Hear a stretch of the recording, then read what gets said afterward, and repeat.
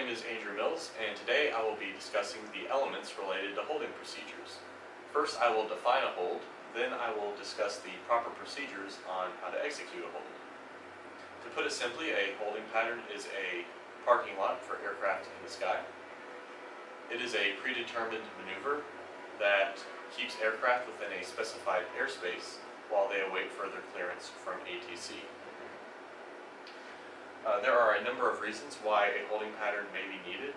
A holding pattern may be needed to regulate the inflow of traffic into an airport. It may also be needed following a misapproach. It also may be needed for aircraft that are reaching their clearance limit, amongst other reasons. A holding pattern is shaped like a racetrack oval. It is anchored by a holding fix, which could be a VOR, NDB, intersection, a radial with DME, or a GPS fix. The inbound leg of a holding pattern is typically flown for 1 minute. To time this, you would need to adjust the outbound leg accordingly depending on the winds, so the outbound leg may be greater than or less than 1 minute depending on the winds. The one exception to this 1 minute rule would be aircraft holding above 14,000 feet. They would need to fly an inbound leg of 1.5 minutes. Furthermore, there are position reports that need to be made for aircraft that are flying holding patterns. The FAA has determined that a position report needs to be made for aircraft reaching a holding fix. They need to announce their altitude and time of reaching the holding fix. And the other position report needs to be made when leaving a holding fix. The FAA has also established speed limits for different holding patterns depending on the altitude. So aircraft generally fall into 3 categories. Aircraft operating from 0 to 6,000 feet are limited to 200 knots. Aircraft operating from 6,001 feet to 14,000 feet are limited to 230 knots. And aircraft operating 14,001 feet and above are limited to 265 knots.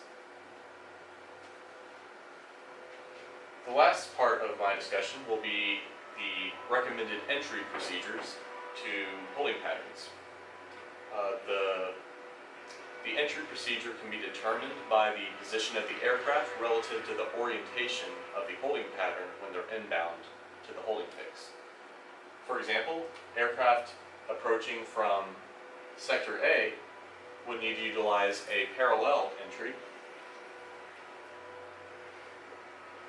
And a parallel entry is essentially flying directly to the holding fix and flying an outbound heading parallel to the holding course, and then after 1 minute you would turn into the hold greater than 180 degrees so that you are placed on an intercept heading to fly the holding course inbound. From there you would fly the holding pattern. That is a parallel entry. If you are approaching from Sector B, you would utilize a teardrop entry.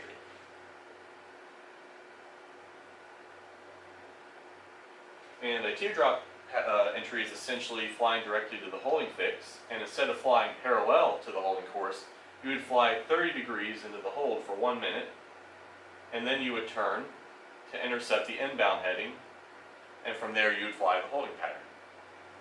And then the last recommended entry procedure for a hold is a direct entry.